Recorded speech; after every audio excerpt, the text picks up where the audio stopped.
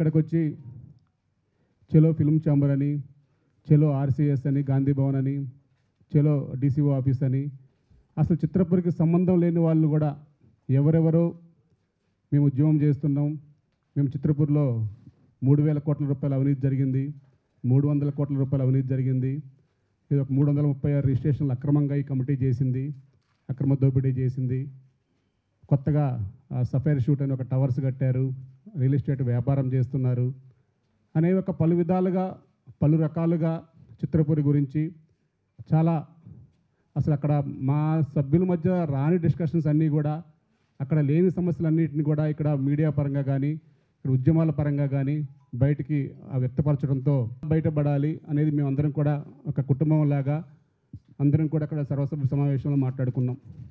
ఆ విషయాలన్నీ లేవనెత్తకుండా వివిధ రకాలుగా ఎందుకు రిజిస్ట్రేషన్ చేయవలసి వచ్చిందో, ఏమొచ్చిందో అనేది ఏం తెలియకుండానే ఇష్టం వచ్చినట్టుగా మాట్లాడుతున్నారు. దానివల్ల అసలు చిత్రపూర్లో ఇంకా ఆర్థిక లోటు పెరుగుతుంది తప్ప ఇంకా ఆర్థిక సమస్యలు పెరుగుతున్నాయి.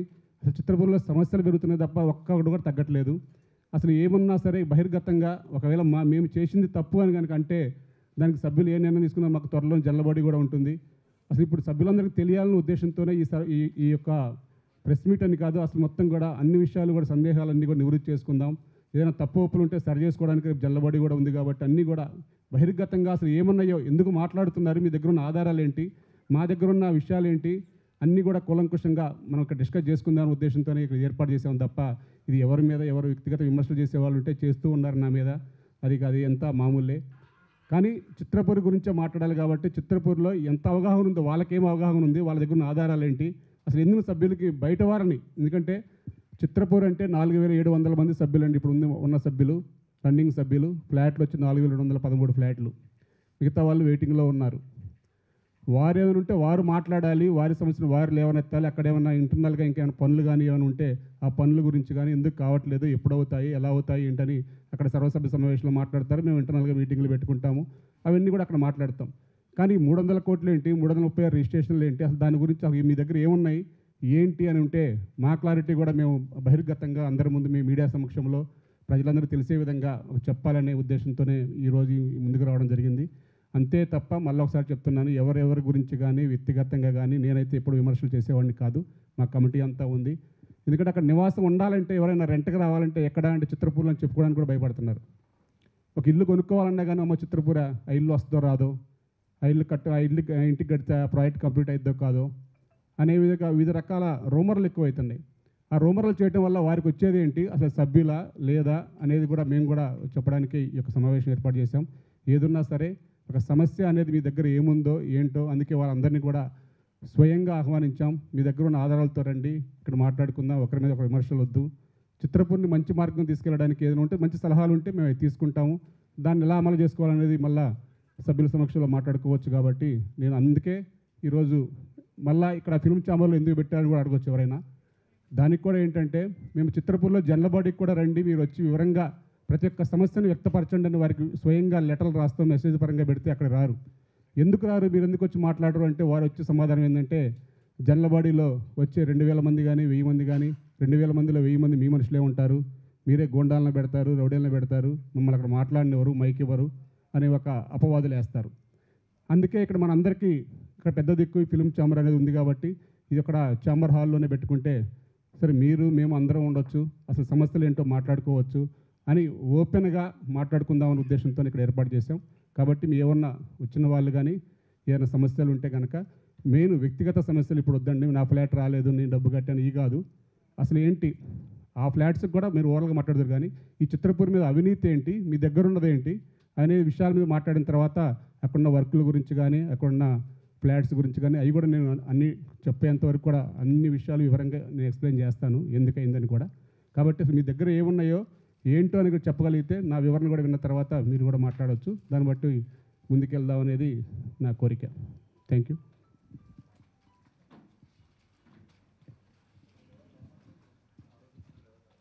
అదేనండి, ఇప్పుడు ఆరోపించిన వాళ్ళని స్వయంగా రమ్మని పిలిచాం, మెసేజ్లు పెట్టాం, మరి ఎందుకు రారో తెలియదు. ఇప్పుడు మేము తప్పు చేస్తుంటే మీరు అడుగుతారు, మీ దగ్గర ఉంది, ఇప్పుడు ఒక జడ్జిలాగా మీరే ఉంటారు, మేము లాయర్ని కూడా తీసుకొచ్చాం, మీ దగ్గర ఉన్న ఆధారాలు చూపెట్టండి, ఎస్ ఇది ఎందుకు ఇచ్చారు, మీరు ఎందుకు అంటున్నారు అనేది మీరు అడుగుతారు కదా.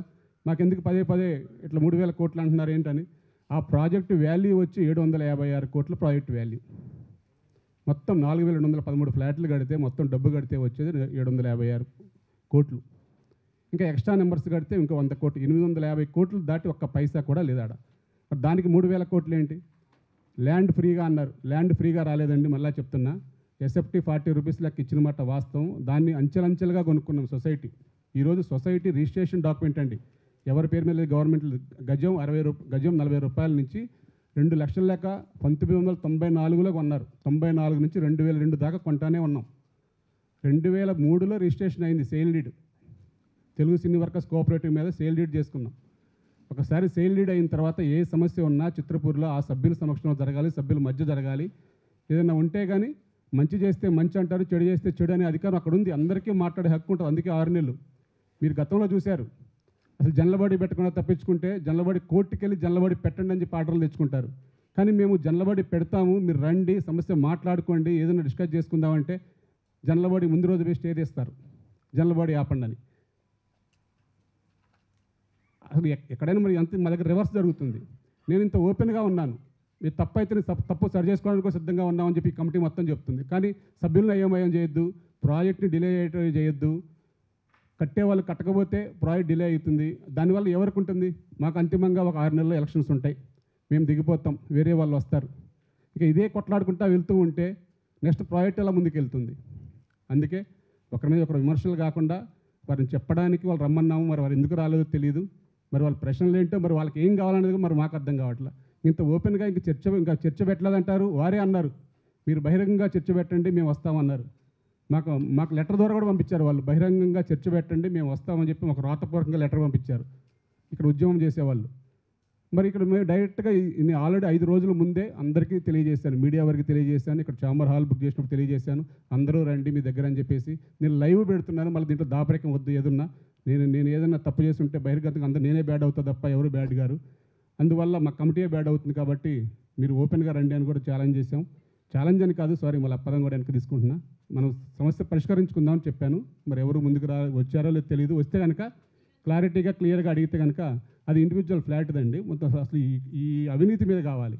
ఆ ఫ్లాట్ గురించి అది కూడా చెప్తానండి. ఇండివిజువల్ ఫ్లాట్స్ది ఆల్రెడీ కేసులు పెట్టారు, ఆల్రెడీ కోర్టులో నడుస్తున్న విషయాలు నేను మాట్లాడడానికి లేదు. ఎందుకంటే ఇక్కడ చాలామంది నా మీద అన్నారు 15 కేసులు ఉన్నాయని.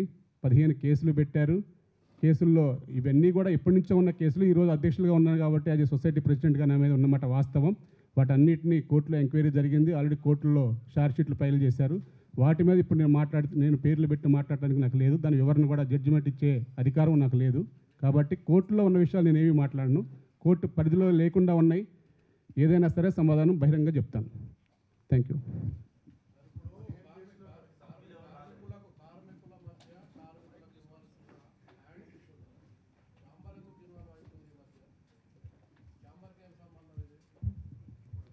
కార్మికులు ఇచ్చే దాంట్లో ఛాంబర్ ఇన్వాల్వ్మెంట్ ఏమీ లేదండి. ఛాంబర్ ఒక పెద్ద దిక్కుగా ఈ గొడవలు ఏంటి ఏందని ఈ మధ్య మమ్మల్ని పిలిచినమాట వాస్తవం. వారిని మమ్మల్ని ఒక పెద్ద ఇప్పుడు ఏంటంటే కార్మికుల మధ్య ఏదున్నా సరే మాకు సెటిల్మెంట్ చేయాల్సింది ఛాంబరే కాబట్టి బయట ప్రభుత్వం దగ్గరికి వెళ్తే అసలు మీ ఛాంబర్లో ఉన్నారు కదా పెద్దలు, వాళ్ళ దగ్గర కూర్చొని మాట్లాడండి అంటే వారు అందరూ పిలిచారండి ఇక్కడికి. సేమ్ ఇక్కడే ఇదే ఫిల్మ్ ఛాంబర్లో ఆరోపణలు చేసే వాళ్ళని మమ్మల్ని పిలిచారు, మాట్లాడారు. వారికి అర్థం కాల వాళ్ళు ఏం చెప్తున్నారు. మరి మేము అక్కడ కూడా అన్ని విషయాలు అన్ని పేపర్లతో సహా చూపించాము వారికి. చెప్పిన తర్వాత మరలా మాట్లాడుతామన్నారు. మరలా ఇంతవరకు వాళ్ళు రాలేదు కాబట్టి వాళ్ళు మమ్మల్ని ఆహ్వానించలేదు. ఒక పెద్ద దిగ్గుగా ఉండాలి కాబట్టి ఛాంబర్ ఇన్వాల్వ్ అయింది తప్ప దీంట్లో ఛాంబర్కి ఎటువంటిది సంబంధం లేదండి.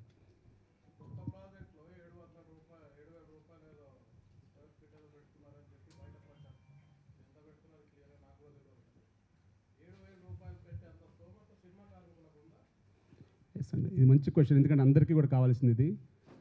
అసలు 6,999 రూపాయలు పెట్టినమాట వాస్తవం అండి. ఎందుకంటే దాని వివరణ కూడా మేము ఆల్రెడీ జనలబడిలో తీసుకోవడం జరిగిందండి. ఎందుకంటే చిత్రపురి కాలనీలో 2016లో ఐవీఆర్ సెల్ కంపెనీ మాకు ఐపీ పెట్టి వెళ్ళిపోయిందండి. అడ్వాన్సుల రూపంలో తీసుకొని సుమారు 100 కోట్ల రూపాయలు ఆ రోజు డెఫిసిట్ సొసైటీ. అడ్వాన్సుల రూపంలో వాళ్ళు వెళ్ళిపోయిన తర్వాత కాంట్రాక్టులు వచ్చారు, సబ్ కాంట్రాక్ట్స్ అని వచ్చారు. వారు కూడా ఒక 100 కోట్ల రూపాయలు మొత్తం అందరూ కూడా అడ్వాన్సుల రూపంలో తీసుకొని వెళ్ళిపోయారు. పని చేస్తాం త్వర కట్టండి అని. ఆ తర్వాత అదే ఇప్పుడు చాలామంది మీరు వినే ఉంటారు 51 ఎంక్వైరీలో 100 కోట్ల అవినీతి జరిగిందని మీకు అంతా క్వశ్చన్ వచ్చింది.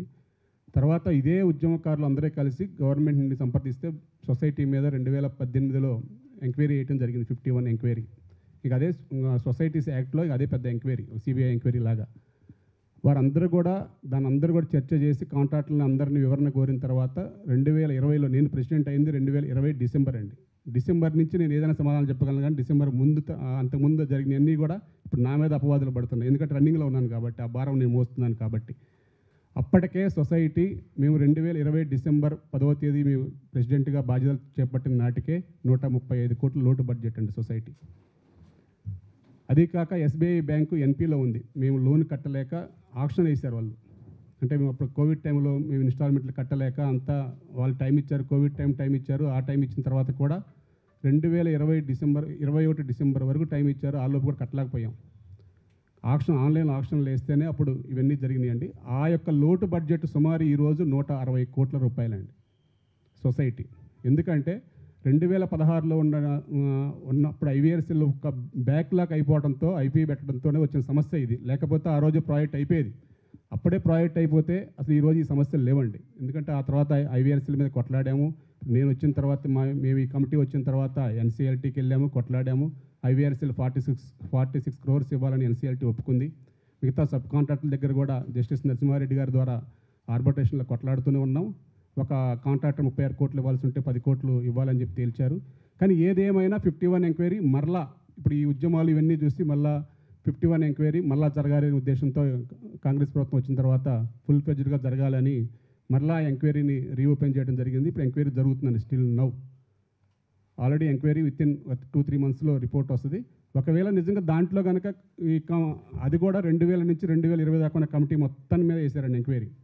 ఆ రిపోర్ట్ ఆల్రెడీ 110 కోట్లు అని తేల్చారు. మేము దాన్ని కోర్టుకి వెళ్ళాం. మేము ఇవ్వలేదు, మేము తీసుకోలేదు, అడ్వాన్స్ రూపంలో కాంట్రాక్ట్కి ఇచ్చామే తప్ప ఇక్కడ మేనేజ్మెంట్ కమిటీ చేసిన తప్పేం లేదని మేము న్యాయస్థానానికి వెళ్తే మాకు స్టే ఇచ్చింది. ఆ తర్వాత మళ్ళా గవర్నమెంట్ ఇప్పుడు వచ్చి మళ్ళీ ఎంక్వైరీ స్టార్ట్ చేసింది. ఇప్పుడు అది కనుక 2 months 3 monthsలో రిపోర్ట్ వస్తుంది. ఆ రిపోర్ట్లో కనుక నిజంగా తేలితే 2000 నుంచి 2020 దాకా ఉన్న కమిటీ సభ్యులు ఎవరైనా కట్టాల్సిందే. అది ఇంకా దాంట్లో ఏం ఉండదండి. అప్పుడు కనుక నిజంగా కనుక ఆ అమౌంట్ కనుక రికవరీ అయితే కనుక 100 కోట్లు రికవరీ అయితే ఇప్పుడు మేము 6,900 పెట్టాల్సిన అవసరం లేదండి. 5,000 రూపాయలకే ఇవ్వచ్చు. ఇప్పుడు ఎందుకంటే హైరేజ్ బిల్డింగ్ కాబట్టి 5,000 రూపాయలకి ఇచ్చి మేము సభ్యులందరి దగ్గర మేము మెప్పు పొందవచ్చు. అలా మెప్పు పొందుకుంటా వెళ్తే ఇప్పుడు ఈ 160 కోట్లు కాస్త ఎవ్రీ మంత్ ఇంట్రెస్ట్లు అన్నీ కలుపుకుంటే యాడ్ అవుతూనే ఉంటుంది తప్ప మైనస్ కాదండి. ఈ ప్రాబ్లం అందరికీ తెలుసు, వారికి కూడా తెలుసు. కానీ దాని గురించి మాట్లాడరు. అది ఎలా తీరుద్దాం చెప్పరు. దాంట్లో సింపుల్ లెక్కండి. చదలవాడి శ్రీనివాస్ గారి దగ్గర తెచ్చిన డబ్బులు ఉన్నాయి.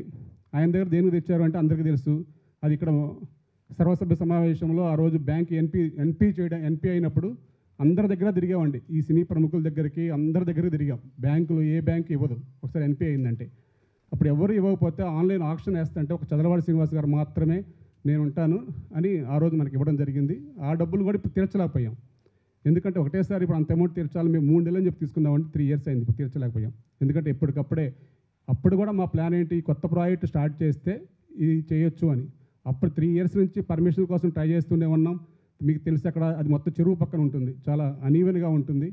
తర్వాత రెవెన్యూ ఎన్ఓసి అని, ఇరిగేషన్ ఎన్ఓసి అని, తర్వాత మళ్ళీ ఇప్పుడు ఈ 1 yearలో స్టార్ట్ చేద్దామంటే హైడ్రా అన్నారు, హైడ్రా ఎన్ఓసి అని. దానివల్ల లేట్ అయింది. దానివల్లే ప్రాజెక్ట్ లేట్ అయింది. ఆ రోజు కనుక అయినట్టయితే ఇంకొక 30 crores ప్లస్లో ఉండేవాళ్ళం. ఇది కొంత 500 తగ్గియచ్చు.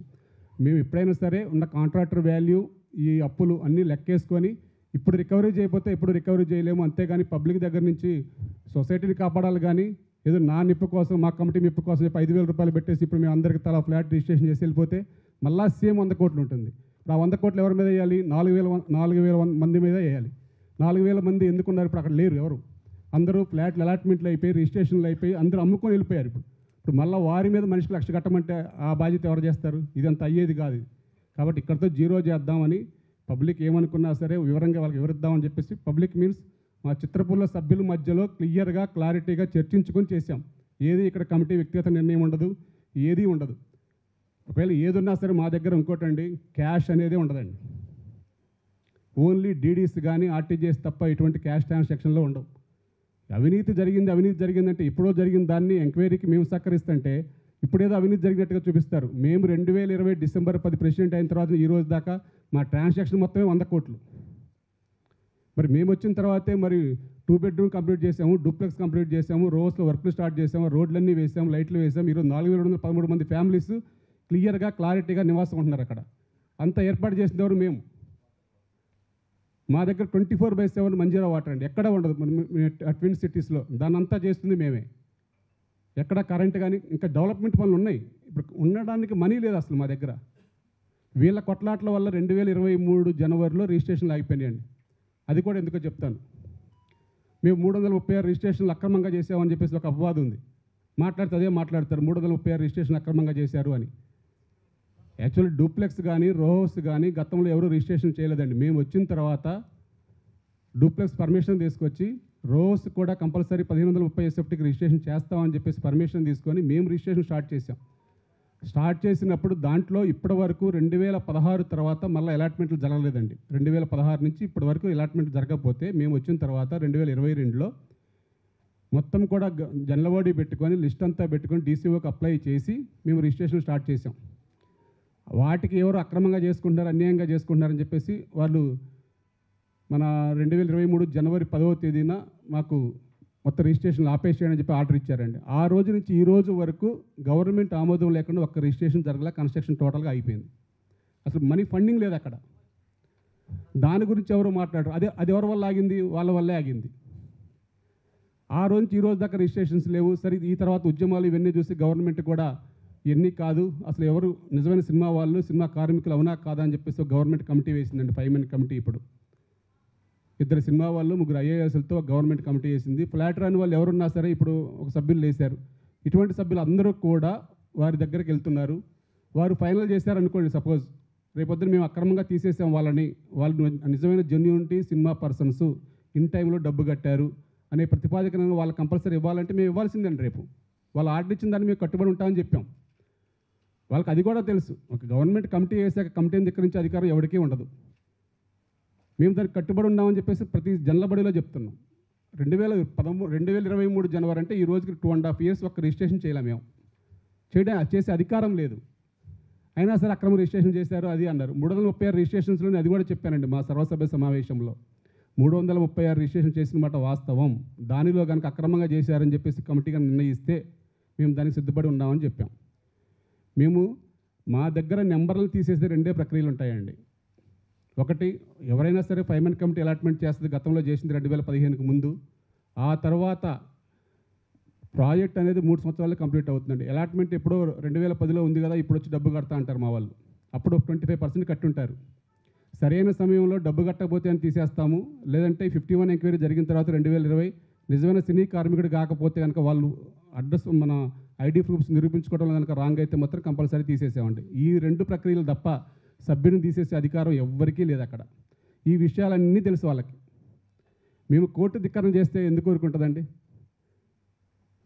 మేము లాస్ట్ టైం బయట జైలుకి వెళ్ళినప్పుడు తర్వాత ఒక్క రోజు నేను విజయవాడ పోయినందుకే కోర్టు ధిక్కరణ అంటేనే మళ్ళీ నేను శిక్ష అనుభవించినండి. ఆ శిక్ష నాకు తెలుసు, కోర్టు ధిక్కరణ ఎలా ఉంటుందో. కోర్టు ఆర్డర్ని ఇచ్చాక కోర్టు ఆర్డర్ని విస్మరించే అధికారం ఎవరికీ లేదు. ఇవన్నీ ఏదో మొత్తం కోర్టు ధిక్కరణ చేస్తారు, కోర్టు ధిక్కరణ చేస్తారని. కోర్టు ధిక్కరణ చేస్తే కోర్టు ముట్టికాయ చేస్తే మళ్ళీ లేవని కూడా లేవలేము. మేము దానికి కట్టుబడి ఉన్నాం న్యాయస్థానం తీర్పుకి. న్యాయస్థానం 46502 అని ఒక ఆర్డర్ ఇచ్చిందండి. వెరిఫై చేసి రిజిస్ట్రేషన్ చేయమన్నది. ఎవరికి? కోఆపరేటివ్ రిజిస్ట్రార్కి, డీసీఓకి. వాళ్ళు ఇస్తే మాత్రమే మేనేజ్మెంట్ కమిటీ రిజిస్ట్రేషన్ చేయమన్నది. వాళ్ళు వెరిఫై చేస్తున్నారు. వాళ్ళ నెంబర్లు వచ్చేసరికి నాన్ నెంబర్లు అయినా కానీ రిజిస్ట్రేషన్ చేయాలంట. వాళ్ళ నెంబర్లు కాదని హోల్డ్ చేస్తే అట్లా ఊరుకోరు మళ్ళీ. మరి మనిషికి ఒక న్యాయం ఉండకూడదు. ఏదన్నా సరే మేమైతే క్లియర్గా ఉన్నాం, క్లారిటీగా ఉన్నాం, దాని మీద వెళ్ళడానికి మేము సిద్ధంగా ఉన్నాం. కాబట్టి దయచేసి ఈ అపవాదులు నమ్మొద్దు. ఇంత ఓపెన్గా ఉన్నప్పుడు అపవాదులు ఉంటే నిజంగా వారు మాట్లాడే ప్రతి మాటకి సమాధానం చెప్పడం సిద్ధంగా ఉన్నాం. అన్ని పేపర్లతో వచ్చాం. వారి దగ్గర పేపర్లు ఉంటే పేపర్లు ఏదైనా పేపర్ పరంగా ఉంటుంది తప్ప ఇక్కడ వేరే వ్యక్తిగతంగా నోటి మాటలతో వ్యక్తిగత దోషాలతో మాట్లాడుకుంటే పనులు కావు. కానీ చిత్రపూర్ అనేది 67 ఎకరాలండి. 4213 కుటుంబాలు నివాసం ఉంటున్నాయి. 25,000 మంది ప్రత్యక్షంగా ఉంటున్నారు అక్కడ. కానీ బయట ఎక్కడైనా యూట్యూబ్లో కానీ ఎక్కడైనా చూస్తే చిత్రపూర్ గురించి బ్యాడ్ మాట్లాడుతున్నారని చెప్పేసి ఆ కాలనీ వాసులందరి యొక్క స్పందనతో మేము పెట్టడం జరిగింది. దయచేసి ఏదున్నా సరే కూర్చొని మాట్లాడుకుంటే సమస్య పరిష్కారం అయ్యిద్ది. ఆ పరిష్కార మార్గంగా వెళ్దామని మా కమిటీ ముందుంది. కాబట్టి అంతేగాని 6 నెలల్లో జరిగే ఎలక్షన్స్ గురించి కానీ ఆ ఎలక్షన్ రాజకీయాలు కానీ మాకు అవసరం లేదు. ఎవరు మంచి చేస్తే వెన్నుకుంటారు, మంచి చేయకపోతే వాళ్ళే వెన్నుకోర్పు ఆ విషయం సభ్యులకు తెలుసు. సభ్యుల తీర్పుకి ఎవరైనా కట్టుబడి ఉండాల్సిందే. కానీ సొసైటీని మాత్రం అంతర్గతంగా వ్యక్తిగత విషయాలతో అడ్డం పెట్టుకొని కానీ సొసైటీని అన్యాయం చేస్తే మాత్రం అక్కడ 4,000 మంది ప్రాబ్లమ్స్ సాల్వ్ కావు. అలాగే మీ ద్వారా మీడియా మిత్రుల ద్వారా మేము చెప్పేది ఒకటే, అలాట్మెంట్ కమిటీ కనుక నిజమైన సినీ కార్మికుడికి కోల్పోయారు, మొత్తం డబ్బు కట్టి వాళ్ళు నిజమైన సినీ మీరు సొసైటీ అడిగిన టైంలో డబ్బు కట్టినా కానీ సొసైటీ అక్రమంగా తీసేసిందని కనుక వారు గుర్తిస్తే మాత్రం వారికి ఫ్లాట్స్ ఇవ్వడానికి కూడా మేము సిద్ధంగా ఉన్నాం. ఆ ఫ్లాట్స్ ఎలా వస్తాయని కూడా మీరు అనుకోవచ్చు. కాబట్టి వెంటనే మేము ఆల్రెడీ పర్మిషన్ అప్లై చేసాం, పర్మిషన్ కూడా వచ్చింది. ఇంకా 96 ఫ్లాట్స్ వారి కోసమే కడుతున్నాం. ఎవరైతే ఆల్రెడీ వెయిటింగ్లో ఉండి సొసైటీ తీసేశారు అని కనుక వాళ్ళు అలాట్మెంట్ కమిటీ ఫైనల్ చేస్తే కనుక వారికి ఇవ్వడానికి మేము సిద్ధంగా ఉన్నాం. వారికి ఈ రేటు కాదండి, ఈ 6,999 రూపాయలు కాదు, వారికి వేరే రేటు వాళ్ళే నిర్ణయించమని చెప్పాము. వారు నిర్ణయించిన రేటుకే మేము ఇస్తామని చెప్పాము. కాబట్టి మేము దానికి కట్టుబడే ఉన్నాం. సొసైటీ పరిష్కార మార్గంగానే మేము ఆలోచిస్తున్నాం తప్ప ఆ ఉన్న ప్లేస్లో ఇంకా నిజమైన కార్మికులకి అన్యాయం జరగకుండా ఉండాలని చూస్తున్నాం. కానీ నిజమైన సినీ కార్మికుడు కాదు అన్న వాళ్ళకి మాత్రం మేము కంపల్సరీ తీసివేయడానికి సిద్ధంగా ఉన్నాం. మేము దాని ప్రకారమే మేము అడుగులు వేస్తున్నాం.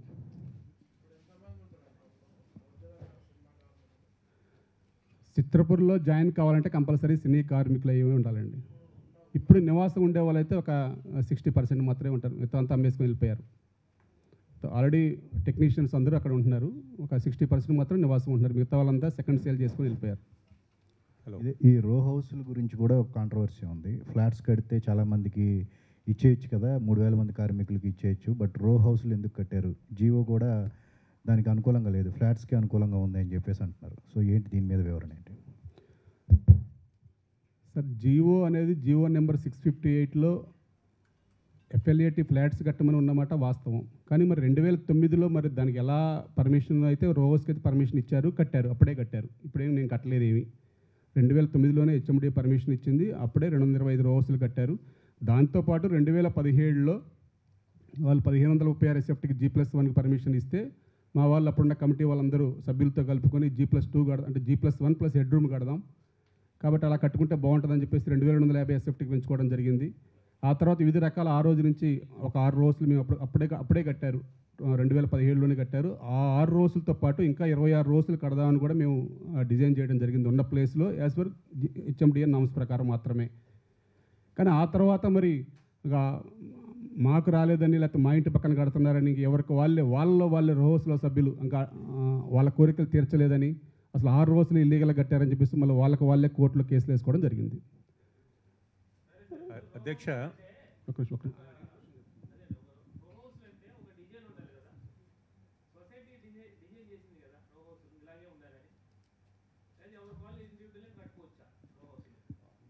చెప్పేది అదేనండి. రోహౌస్లు హెచ్ఎండిఎన్ నామ్స్ ప్రకారం కట్టిన మాట వాస్తవం. తర్వాత అందరూ కలిసి ఎలాగో పర్మిషన్కి వెళ్తున్నాం కదా రివైజ్డ్, మళ్ళీ G+2 అంటే G+1 ప్లస్ హెడ్ రూమ్ పైకి సెకండ్ ఫ్లోర్కి వెళ్ళే విధంగా ఒక హెడ్ రూమ్ వేసుకుంటామంటే పర్మిషన్ ఇచ్చి అప్పుడు అప్లై చేసాము. ఆ పర్మిషన్ ఇప్పటికీ రాలేదు, అది పెండింగ్లో నడుస్తుంది. చెప్తున్నాను కదా, కోర్టు కేసుల వల్లే అది అన్యాయం జరిగింది తప్ప అసలు అది ఇష్యూ ఎటో వెళ్ళిపోయింది. ఆ రోహౌస్ల మీద పెద్ద గొడవ జరుగుతుంది.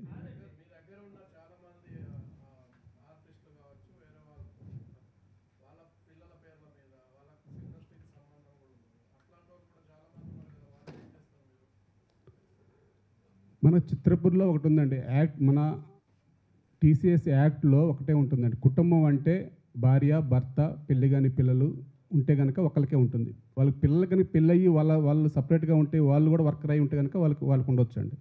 దాని ప్రకారం ఉంటుంది. లేని వాళ్ళకి ఇంకా మన దగ్గర ప్లేస్ ఉంటే ఇస్తాం, ప్లేస్ లేనిది మనం చేయలేం కదా. అది ఇప్పుడైతే ఏం లేదు, మా దగ్గర రిజిస్ట్రేషన్ అన్నీ అయిపోయాయి. ఇప్పుడు మేము ప్రతి యాక్షన్లో ఏమి లేవు. మా దగ్గర ఉన్న వాళ్ళల్లో ఇప్పుడు ఎవరైతే రిజిస్ట్రేషన్స్ పెండింగ్ ఉన్నాయో వాళ్ళ వరకన్నా కట్టకుండా అనే ఉద్దేశంతో గవర్నమెంట్ కాంగ్రెస్ ప్రభుత్వం కంపల్సరీ కమిటీ వేసింది. మేము దానికి కట్టుబడే ఉన్నాం. నాన్ నెంబర్ ఉంటే కానీ తీసివేయండి అని చెప్తున్నాం. ఇప్పుడు ప్రక్షాళన జరుగుతుంది. ఆల్రెడీ రిజిస్ట్రేషన్ అయిపోయి సెకండ్ సేల్ అయిపోయి వాళ్ళని మనం ప్రక్షాళన చేయలేము, ఆల్రెడీ వెళ్ళిపోయారు అందరూ. ఇప్పుడు ఉన్న వాటి వరకైనా సరే దాని ప్రకారం అయితే క్లారిటీగా ఉన్నాం, క్లియర్గా ఉన్నాం. మేము దానికి కట్టుబడి ఉన్నాం. సార్ ఒకటి 250 అడుగులు కావాలని రో హౌస్ వాళ్ళు మిమ్మల్ని ఏమన్నా అడిగారా? ప్రపోజల్ మీరు పెట్టారా? ఒకవేళ ప్రపోజల్ మీరే పెట్టున్నట్టయితే దానికి తగ్గట్టు మీరు రేట్లు పెంచారు. రేట్లు పెంచినప్పుడు వాళ్ళు రేట్లు కట్టారు. కట్టినప్పుడు అది ఇంకా ఈ రోజు వరకు కూడా 4,213 ఫ్లాట్స్కి కాను 25% తీసుకున్నామండి ఫస్ట్ మెంబర్ దగ్గర నుంచి. ఎల్ఐజీ అయితే ₹1,00,000 అట్లా దాని ఫ్లాట్ సైజుని బట్టి ఫ్లాట్ రేట్ని బట్టి 25%. తర్వాత లోన్కి వెళ్ళాలి. ఏదైనా ప్రాజెక్ట్ 3 ఇయర్స్లో కంప్లీట్ కావాలి. కంప్లీట్ అయితేనే ఆ బడ్జెట్. మళ్ళీ సిమెంట్ ఐరన్ ఎస్కలేషన్ సపరేట్. ఆ రోజున కాంట్రాక్ట్ వాల్యూ ఎవరైనా అంతే, బయట ప్రైవేట్ అయినా ఏదైనా గవర్నమెంట్ అయినా అలాగే చేస్తుంది. 2011 కల్లా కట్టడానికి ఎవరి దగ్గర డబ్బులు లేవు. అసలు ఎల్ఐజీ ఈడబ్ల్యూఎస్లో లోన్లే రాలేదు వాళ్ళకి. మన సొసైటీయే గ్యారంటీ ఉండి వారందరికీ కూడా లోన్లు ఏర్పాటు చేస్తూ ఉన్నాం. అప్పుడున్న కమిటీ నేను మాట్లాడేది, ఎందుకంటే నాకు మొత్తం తెలుసు కాబట్టి సబ్జెక్ట్ ఓపెన్ చెప్తున్నాను. ఇప్పుడు నేను చేసింది కాదు అది, మళ్ళీ అనిల్ అని కాదు. కానీ ఇందాక సార్ చెప్పినట్టుగానే అది ప్రెసిడెంట్గా అన్నీ తెలుసుకొని మాట్లాడాలి కాబట్టి చెప్తున్నాను. ఆ తర్వాత 2011లో ఎల్ఐజీ వాళ్ళు డబ్బులు కట్టక వాళ్ళే మన సొసైటీ గ్యారంటీ ఉండి వాళ్ళకి లోన్లు ఇప్పించడం, మిగతా వాళ్ళకి కూడా లోన్లు రాకపోతే అక్కడే ఒక ఆడిటర్స్ని అందరినీ పెట్టి లోన్లు వచ్చే విధంగా చేయటం, అట్లా చేసుకుంటూ వెళ్తూ ఉంటే ఇలా నెంబర్ల దగ్గర నుంచి రావడం కూడా లేట్ అయిద్దనే ఉద్దేశంతో ఆ రోజు ఎస్బీహెచ్ బ్యాంకు నుంచి ₹150 కోట్ల లోన్ తీసుకోవడం జరిగింది. అది బడ్జెట్ అంతా ముందు క్యాలిక్యులేషన్ లేదండి మా దగ్గర. ఎందుకంటే 3 ఇయర్స్లో అయిపోద్ది, ఫటాఫట్ ఇంకా ఆవేశంగా ఉన్నారు కట్టేస్తారని చెప్పేసి ఆ రోజు అప్పుడున్న కమిటీ ఆ తీర్మానం చేసుకొని ముందుకెళ్ళింది. తర్వాత ₹150 కోట్ల ఎస్బీహెచ్లో లోన్ శాంక్షన్ చేసుకున్నాం. దానికి ఇంట్రెస్టే 70 కోట్లు కట్టింది సొసైటీ. అది సభ్యుల మీద ఎక్కడ పడలేదు. ప్లస్ ఎస్కలేషన్లని సిమెంట్ ఐరన్ ఎస్కలేషన్ ఎవ్రీ 6 మంత్స్కి పెరుగుతూనే ఉంటుంది. అవన్నీ కూడా ఇన్పుట్ అంతా కూడా లెక్కలు ఉంటాయి కాబట్టి ఆ లెక్కల్లో మనం ఎప్పటికప్పుడు ఉంటా ఉన్నాయి. ఆ తర్వాత 2011 నుంచి ఈ రోజు దాకా కూడా ఏంటంటే ఇప్పటికప్పుడే ప్రాజెక్ట్ హైక్ అయిపోవటం, పర్సెంటేజ్లు పెరగటం. దానికి తోడు 2014 నుంచే మన 16లో ఐపీ పెట్టినా సరే 14లోనే ఐపీ పెట్టింది. అది పెడుతుంది అనుకుంటా టైంలోనే 16లో క్లియర్గా ఎటువంటి ఇంటిమేషన్ లేకుండా బోర్డు ఎత్తేసారు వాళ్ళు. అది మీకు కూడా తెలుసు, మనందరికీ తెలుసు. అప్పుడు మనం ఎంతో ఇబ్బంది పడ్డాం, మీటింగ్లు పెట్టుకున్నాం. మళ్ళీ కాంట్రాక్టర్లు అవన్నీ చెప్పేసి అదే ఐవీఆర్సీల పేరుతో సబ్ కాంట్రాక్టులు చేసాం. అట్లా ఓవర్ బర్డన్ పెరిగిందండి ప్రాజెక్టు మీద. ఆ ప్రాజెక్టు మీద ఓవర్ బర్డన్ పెరుగుతూనే ఈరోజు మళ్ళీ ఆ బర్డన్ పెరిగినప్పుడు అలా సభ్యుల మీద భారం వేయటం, మీటింగ్లు పెట్టి ఇట్లా అని చెప్పడం. దానికి ఎందుకంటే బాధ్యత సభ్యులు కూడా వహించారు. ఎందుకంటే రేటు పెంచినా కానీ, ఎందుకంటే వాళ్ళ వల్ల కూడా లేట్ అయింది కాబట్టి కొందరు కట్టారు. అందరూ కడితే అసలు ఈ ప్రాబ్లం ఉండదు. దానికి కట్టిన వాళ్ళు మేము కట్టాం కదా అని మా బాధ వ్యక్తపరుస్తారు. కట్టిన వాళ్ళ గురించి ఎవరు మాట్లాడతారు? అది కూడా మాట్లాడితే అర్థమయ్యేది మనకి. కాబట్టి ఏంటంటే దీంట్లో కట్టిన వాళ్ళని సొసైటీ అండి. ఈ సొసైటీలో ఏంటంటే 1 and 1 రూల్. కట్టినా కట్టకపోయినా అందరికీ అలా ఈక్వల్. ముందు కట్టారని చెప్పేసి వాళ్ళకి మళ్ళీ డిస్కౌంట్లు ఇవ్వడం కుదరదు, వెనక్కి కట్టారని చెప్పేసి వాళ్ళకి ఏం సపరేట్గా లేదు. ఆ ఎన్ని సెక్షన్లు జరగబట్టే, ఆ భారం అంతా వేయబట్టే ఈరోజు ఈ సొసైటీ ఈ అప్పుల్లోకి వెళ్ళిపోయింది. ఆ తర్వాత సబ్ కాంట్రాక్టర్ కూడా అడ్వాన్స్ తీసుకుని వెళ్ళిపోయారు. వాళ్ళు ప్రాజెక్ట్ కంప్లీట్ చేయాలి. అవన్నీ కూడా మనకు తెలుసు, మనం మాట్లాడుకున్న విషయాలే. దాని మీద ప్రాజెక్ట్ వాల్యూ ప్రాజెక్టు పెరిగింది. కానీ సభ్యులు కట్టారు, నేను సభ్యులు కట్టలేదు అంటలేదు. వారు కట్టిన దానికి బ్యాంకులు అప్పులు ఇవన్నీ తీర్చడానికి సరిపోయినాయి తప్ప ఎక్కడ కూడా ఇంకా డెవలప్మెంట్ కూడా మ్యాక్సిమం ఇంకా పూర్తిగా చేయలేకపోయాం. ఆ లెక్కల్లో వచ్చేసరికి చాలా క్లియర్గా ఉండండి. ఎక్కడ కూడా అడ్వాన్స్లు ఇచ్చిన ఒక్కటే తప్ప అనేది సొసైటీలో జరిగింది. ఇంకెక్కడ కూడా ఎటువంటి తప్పులు జరగలేదు. ఆ కాంట్రాక్టులు వెళ్ళిపోయారు. దాని మీద కూడా మేము కొట్లాడుతూనే ఉన్నాం. మ్యాక్సిమం ఇంకా అవి రావాలి, ఇవి చేయాలి అంటే అది అయ్యే పని కాదు కాబట్టి, అది ఆర్బిట్రేషన్ అంటే మీకు తెలియదు కాదు, ఇప్పుడు వసూలు చేసేది కాదు. అది అప్పటిదాకా మనం ఆగాలంటే ఇది కాస్త మళ్ళీ డబల్ అయిపోయి ఉన్న ప్రాజెక్ట్ అంత ఇబ్బంది అవుతున్న ఉద్దేశంతో ఒక ప్లానింగ్గా వెళ్తున్నాం. కానీ కాబట్టి సార్ చెప్పింది అయితే క్లారిటీయే. ఆ రోజు కనుక క్లియర్గా ఉంటే కనుక ఈ భారము, ఇంత ఎఫెక్ట్, ఇంత తలనొప్పులు ఉండేవి కాదండి. అధ్యక్ష మాది ఒక్క నిమిషం కూడా వచ్చి మళ్ళీ ప్రతి మీటింగ్ రారు కదా. అట్లా ఏ పనులు ఆగవండి, పనులు అయితే కంప్లీట్ అవుతాయి. దానికి తగ్గట్టుగానే మేము సోర్స్ఫుల్గా ఇంకా ఇప్పుడు అలాంటి డూప్లెక్స్ అంటున్నాడు. హెచ్ఐజీలో కూడా ఇప్పుడు హెచ్ఐజీ ఇచ్చి మేము 10 ఏళ్ళు అయిందండి. దాని చుట్టూ రిటైనింగ్ వాళ్ళే కట్టలే. ఇంకా ఇప్పుడు వాళ్ళు అడుగుతారు, ఆ రిటైనింగ్ వాళ్ళు ఎప్పుడు కట్టాలి? ఈ ఆర్థిక అప్పులన్నీ లేకపోతే ఎప్పుడో అయిపోయేది. నేను ఇందాక ఏం చెప్పాను, 3 ఇయర్స్లో ఎవరైనా సరే ఇప్పుడు మనం ఇల్లు కట్టుకోవాలంటే ఒక 1 ఇయర్లో కట్టుకుంటాం అని చెప్పేసి ఒక ₹1,00,00,000 బడ్జెట్ వేసుకుని, లేకపోతే 10 లక్షలు బడ్జెట్ వేసుకుని కట్టుకుంటాం. 1 ఇయర్ దాటిందంటే ఎంత పెరుగుతుంది మీకు తెలియదు ఏముందో ఒక చిన్న ఇంటి మీద. అలా ప్రాబ్లం అయిందే తప్ప ఏ పనులు ఆగవని కాదండి. రేపు పొద్దున్న మీరే రావచ్చేమో, అప్పుడు మీరే సమాధానం చెప్తారేమో. అది ఎవరి వాళ్ళకి ఆధారపడి ఉంటుంది. ఉన్న పనులు కంపల్సరీ ఆ రోజున్న ఆర్థిక స్తోమతలను బట్టి మేము అందరి పబ్లిక్ని ఒప్పించి వారి మీద భారం వేసి ఆ పనులు కంప్లీట్ చేసి ఇచ్చాం. మేము వచ్చి ఆ భారం వేయకపోతే ఆ డూప్లెక్స్ కంప్లీట్ అయ్యేదే కాదు. ఎందుకంటే నా దగ్గర డబ్బులు లేవు అప్పుడు. అందువల్ల ఆ డెసిషన్స్ ఉంటాయి. కానీ ఏదైనా సొసైటీలో అందరికి ఆల్రెడీ ఈక్వల్గా ఉంటుందండి. ఎందుకంటే సొసైటీ అంటేనే అందరికీ పడుతుంది. సార్ చెప్పండి. కానీ సార్ ఒక్క నిమిషం, కొంచెం వాళ్ళకి మీడియా ముత్తులకి ఇప్పుడు ఇందాక మేడం చెప్పిన ఆ క్వశ్చన్కి ఆన్సర్ అన్నా, ఇప్పుడు 15 మందే సభ్యులు కాదండి, ఇంకా వెయిటింగ్లో మేడం. అంటే మీకు ఎందుకంటే మీడియా సమక్షంలో ఒకటే చెప్తున్నా, వెయిటింగ్లో ఉన్న సభ్యులు ఇప్పుడు అదే కృష్ణరాజు గారికి కనుక అన్యాయం జరిగిందని ఇప్పుడు అదే ఫైనాన్స్ కమిటీ దగ్గరికి వెళ్ళమనండి. ఆ కృష్ణరాజు గారికి ఇవ్వమంటే మేము ఫ్లాట్ ఇవ్వడానికి సిద్ధంగా ఉన్నామని ఇందాక సభాముఖంగా చెప్పా. ఇలాగే ఇంకా ఒక 90 మంది ఉన్నారండి వెయిటింగ్లో. ఆ 90 మందిని కూడా మేము ఫైనాన్స్ కమిటీకి ఫార్వర్డ్ చేస్తున్నాం. వాళ్ళు కానీ జెన్యూనిటీ ఉన్న వాళ్ళందరినీ పిలుస్తారు, స్వయంగా పిలుస్తారు. వారికి కూడా ఒక కమిటీ వేశారు కాబట్టి ఒక అంచెలంచెలుగా జరుగుతున్నాయి. ఫస్ట్ 164 రిజిస్ట్రేషన్ కంప్లీట్ అయిన తర్వాత ఇటువంటి సభ్యులందరినీ కూడా పిలుస్తారు. పిలిచి వారు నిజంగా జెన్యూన్ మెంబరా, ఎప్పుడు జాయిన్ అయినప్పుడు ఏ యూనియన్లో ఉన్నారు క్లారిటీగా క్లియర్గా వెరిఫై చేస్తారు. అది ఎవరైనా కానీ నా మనుషులైనా నీ మనుషులైనా ఈసారి సినిమా వాళ్ళు కాని వాళ్ళకి ఇవ్వకూడదని వాళ్ళు ఫిక్స్ అయ్యారు కాబట్టి ఈ కమిటీ దానికి సంపూర్ణ మద్దతు ఇస్తుంది. ఏ ఒక్క సినిమా కార్మికుడు అన్యాయం జరగకుండా ఇప్పుడు ప్రతి ఒక్క రిజిస్ట్రేషన్ జరుగుతాయండి. మేము ఇందాక చెప్పాను, రిజిస్ట్రేషన్ ప్రక్రియలో సొసైటీ 2 విధాలుగా ఆలోచన చేస్తుంది. నాన్ నెంబర్ అని తెలిస్తే తీసేసిన మాట వాస్తవం, పేమెంట్లు కట్టకపోతే తీసేసిన మాట వాస్తవం. ఒక మొత్తం కట్టున్నా కానీ నాన్ నెంబర్ అని భావిస్తే సొసైటీ 1-2 తీసేసిన మాట కూడా వాస్తవం. అవన్నీ నిజంగా కనుక అయితే ఆ సభ్యుడికి ఎటువంటి అన్యాయం జరగదు మేడం. మీ సభాముఖంగా మీడియా పరంగా చెప్పాలనుకుంది అదే. అంతేకాని వేరే రకంగా ఎవరిని మాట్లాడినా సభ్యులకు మీకు ఫ్లాట్ రాదు అన్నా కానీ కాదు. ఆల్రెడీ టవర్ కడుతున్నాము. ఒకవేళ మాకు పాత దాంట్లోనే ఇస్తారా అంటే పాత దాంట్లోనే రేపు గవర్నమెంట్ నిర్ణయిస్తుంది కాబట్టి ఇప్పుడున్న కన్స్ట్రక్షన్ ఏరియా అప్పుడు మేము ఫ్లాట్ ఇచ్చింది 20 lakhs కండి ఎంఐజీ. ఇప్పుడు కన్స్ట్రక్షన్ ఏరియా కన్స్ట్రక్షన్ రేట్ అన్ని చూసుకొని ఆ రేటు ప్రకారం ఇస్తారు ఫ్లాట్ వాళ్ళకి. కంపల్సరీగా నిజమైన సినీ కార్మికుడికి అన్యాయం జరగదు, వారికి అయితే ఫ్లాట్లు అలాట్మెంట్ చేసి ఇస్తాం. అది అది ఎందుకంటే మళ్ళీ దీని మీద మాట్లాడాలి కాబట్టి నేను కంటెంట్ మాట్లాడుతున్నా. సార్ గూడ Ramakrishna membership number 1 straight point మాట్లాడే టైం లేదు. ఒకటే పాయింట్ సార్, గత 2 జనరల్ బాడీల క్రితం మీరు 130 కోట్లు అని చెప్పారు సొసైటీ అప్పు. ఆ రోజు నేను అడిగాను మిమ్మల్ని, అందరూ భయపడుతున్నారు సార్ సభ్యులందరూ, మరి ఈ అప్పు మొత్తం ఎట్లా తీరుస్తారు, ఏం చేస్తారని. మీరు ఆ రోజు ఓపెన్గా చెప్పారు, మీరు ట్విన్ టవర్స్ కట్టాలి క్లబ్, దీని ద్వారా తప్ప మనకు వేరే మార్గం లేదన్నారు. సరే అది పెరిగి వడ్డీలు అన్నీ కలిపి 170 crores అయింది. ఇప్పుడు అందరు భయం, 5,000 మంది సభ్యులు భయం ఏంటంటే రేపు ఇది సాధ్యం కాకపోతే ఆయన అన్నట్లు మీరు వెళ్ళిపోయిన తర్వాత ఆ అప్పంతా కూడా ఇప్పుడున్న 4,000 మంది స్టేయింగ్ అందరూ మా మీద పడుద్ది అని చెప్పేసి భయపడుతున్నారు. చాలామంది మీ దగ్గర రాలేరు, భయపడుతున్నారు.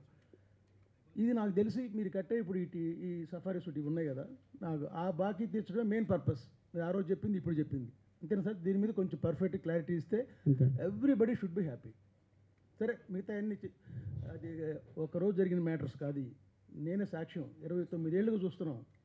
ఒకనొక మూమెంట్లో సార్ ప్రెస్ వాళ్ళకి చెప్పాలి ఇంపార్టెంట్గా, ఒకనొక మూమెంట్లో సినిమా వాళ్ళే ఫ్లాట్లకి మేము డబ్బులు కట్టకపోతే జనరల్ బాడీ మీటింగ్లో ఆ రోజు గద్దర్ గారు కూడా ఉన్నారు. బయట వాళ్ళకు ఫ్లాట్లు ఇద్దామని చెప్పి జనరల్ బాడీలో డెసిషన్ తీసుకొని బయట వాళ్ళకు కొందరు ఓపెన్గా అందరు సభ్యుల సహకారంతో ఇచ్చారు. ఆ ఇష్యూని పెట్టి కొన్నాళ్ళు టైంపాస్ చేసింది మ్యాటర్ అంతా. సరే ఏదైనా మొత్తానికి ఇప్పుడు మీరు తీసుకున్న ట్విన్ టవర్స్ మ్యాటర్ కంప్లీట్ చేస్తేనే ఈ 170 కోట్ల బాకీ తీరిపోతుంది. లేకపోతే సొసైటీలో ఉన్న ప్రతి ఎల్ఐజీ, ఎంఐజీ, హెచ్ఐజీ ఎవరైనా కానీ అందరిని ఎత్తిన పడుతుంది. ఇంతే కదా? దీనికి మీరు క్లారిటీగా కరెక్ట్గా చెప్పండి. Everybody should be happy please.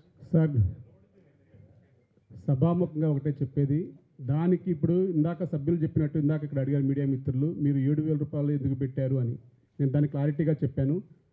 ఏదైతే మనం 2020 డిసెంబర్కే 130 కోట్లు ఉందండి. ఎందుకంటే 111 కోట్లు డైరెక్ట్గా స్ట్రైట్గా అడ్వాన్స్ ఇచ్చారని చెప్పేసి మనకు 51 ఎకర్ తీర్పే ఉంది. ఆ తర్వాత అంచెలంచెలుగా ఏదైనా మన బ్యాంక్ అప్పులు తీర్చుకున్నా, ఎన్పీ తీర్చుకున్నా, ఈ రోజుకైతే స్టిల్ నౌ 166 crores ఉంది. అది రోజువారీ పెరుగుతూనే ఉంటుంది తప్ప తగ్గదండి. దాన్ని తప్పించడానికే 2022లోనే ట్విన్ టవర్స్ పేరుతో ఆ రోజు మనం వెళ్ళాం. ఆ రోజు పర్మిషన్ల దాకా వెళ్ళాం. ఆ తర్వాత ఇది ఎన్ఓసీలు కావాలని చెప్పి లేట్ అయినమాట వాస్తవం. ఆ రోజు జనరల్ ఇదే చర్చ జరిగింది. ఇంత భారం మనిషికి పడాలంటే సుమారు ఫ్లాట్ సైజును బట్టి మనిషికి ఎల్ఐజీ ఈడబ్ల్యూఎస్ వాళ్ళకి 1,00,000 రూపాయలు, రోవర్స్ వాళ్ళకి 5 లక్షలు 6 లక్షలు పడిద్ది మీద.